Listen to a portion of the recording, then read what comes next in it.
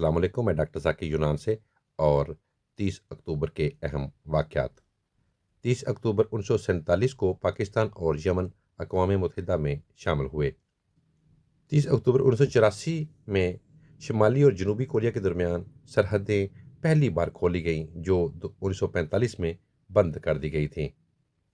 1993 30 اکتوبر ہندوستان کی ریاست مہاراشٹر کے شہر اورنگ آباد میں زلزلے کی وجہ سے 10,000 سے زائد افراد ہلاک ہوئے اور لاکھوں افراد بیکار ہو گئے۔ 30 اکتوبر 2001 میں اسرائیل کے وفد کونسل نے فلسطین کے ساتھ معاہدے کی منظوری دے دی۔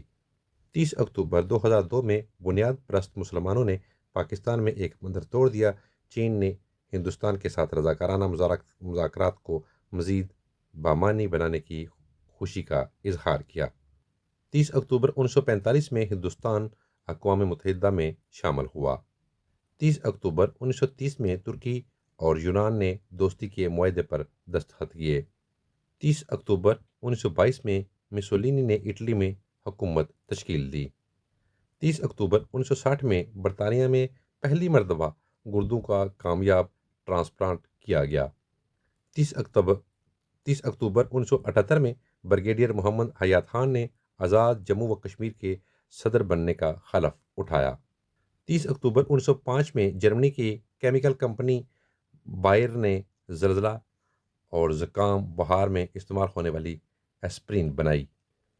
30 اکتوبر 2004 کو چینی فلسفی کنونشن کا یوم پیدائش منایا جاتا ہے، جو ایک ان کے بہت بڑے کوئی فلسفی رہے ہیں جن کو تقریباً 2550 سال ہو چکے ہیں وفات پائے ہوئے، اور ان کا جشن یا ان کی وفات پہ کبھی کبھی ان کی برسی منائی جاتی ہے۔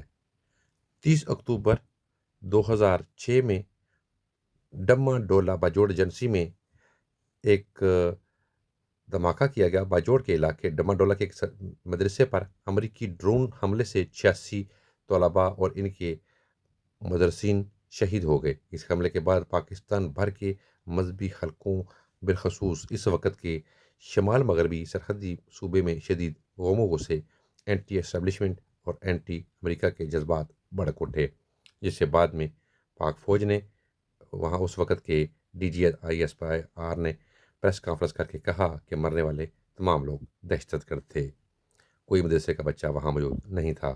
لیکن کہا جاتا ہے کہ یہ حقیقت کے بالکل مختلف تھا۔ عوامی دباؤ کی وجہ سے پاک فوج نے یہ بیان دیا تھا۔